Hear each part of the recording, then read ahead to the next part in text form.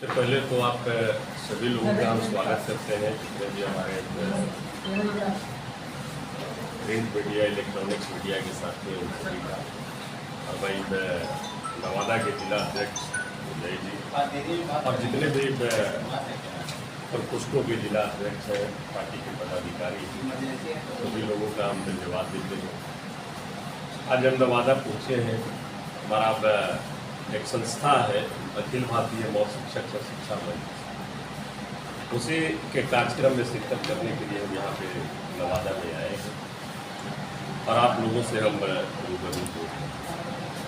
देखिए पार्टी का भी जो कार्यक्रम चल रहा है, आप सभी लोगों को भी पता होगा कि स्मार्ट मीटर पर भी हमारे नेता माननीय तेजस्वी प्रसाद यादव 1 तारीख को सुबह बिहार के प्रखंडों में स्मार्ट मीटर के विरुद्ध प्रदर्शन का ऐलान पार्टी ने किया है और उसकी भी तैयारी बखूबी जोर शोर से चल रही है।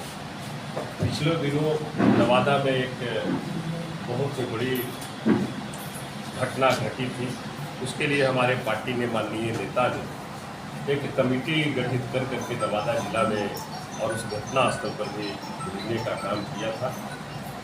ये सारी बातें चल रही हैं, लेकिन 1-2 बात मुख्य रूप से हम आपको जरूर कहना चाहेंगे। राष्ट्रीय जनता दल और महागठबंधन परिवार हमेशा जनहित के मुद्दों को और जो जिस तरह की अभी बिहार में लॉ एंड ऑर्डर की व्यवस्था हो गई है, चरमरा गई है, उस पर हमेशा माननीय नेता सरकार का ध्यान आकृष्ट करने का हमेशा काम करते रहे।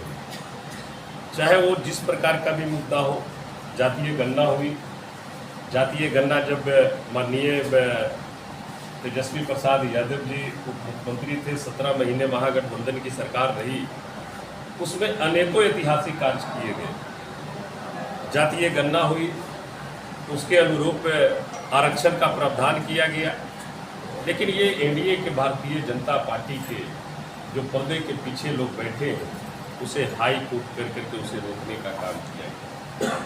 यही नहीं, आपने देखा होगा 17 महीने में ऐतिहासिक एक काम किया गया जो मैं समझता हूँ कि देश में किसी राज्य में पहली बार 2,23,400 कुछ लोगों को एक साथ पहली बार बेरोजगार युवाओं को नियुक्ति पत्र बांटने का काम 17 महीने में एक साथ।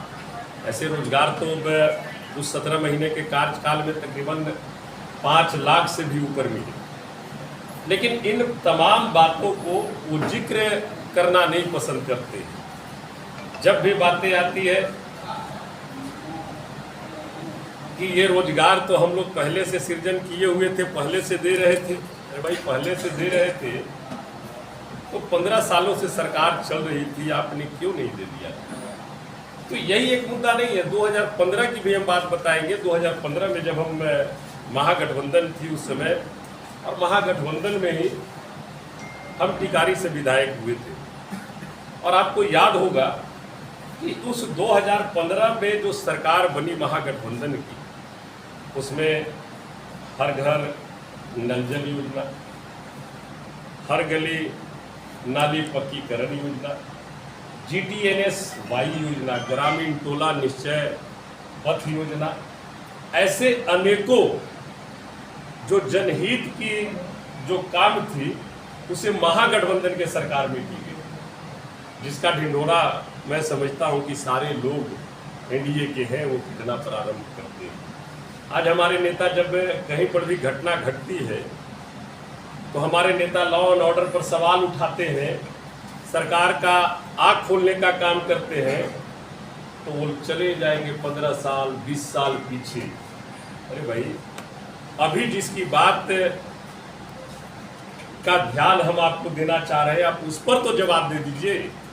क्यों दिन दहाड़े हत्या हो रही है, क्यों लूट हो रही है, क्यों बलात्कार हो रही है, तो उस पर कुछ नहीं बोलेंगे, सीधे चले जाएंगे 15 साल 20 साल पीछे की दुहाई देने। तो ऐसे सरकार में रह करके आपको जवाबदेही तो लेना होगा, जवाब तो देना होगा। और हम लोग विपक्ष में रह करके पूरी तरह से मुस्तैद है। हम हर एक जनहित के मुद्दे पर, वैसे सवालों पर सरकार से सवाल करते हैं, करते रही। तो मांझी जी कहते हैं कि 100 में 70 मामला में राजद का हाथ होता है। देखिए, सरकार उनकी है ना, सरकार वो चला रहे हैं, आपको जांच करने में कोई रोका है क्या? पार्टी और जाति पर जो टीका टिप्पणी लोग करते हैं, पार्टी और जाति का क्रिमिनल कोई आधार नहीं होता है। क्रिमिनल और अपराधी एक जात ही अलग है। उसको जाति में जो बांट करके लोग देखते हैं, तो मैं समझता हूँ कि ये गलत है। चाहे अपराधी किसी भी जात का हो, अगर उसने अपराध किया है, घटना दुर्घटना किया है, तो उसे सजा मिलनी चाहिए। और हम लोग इसी चीज बात को रखने का काम और माननीय नेता करते रहे। चलिए, और कोई बात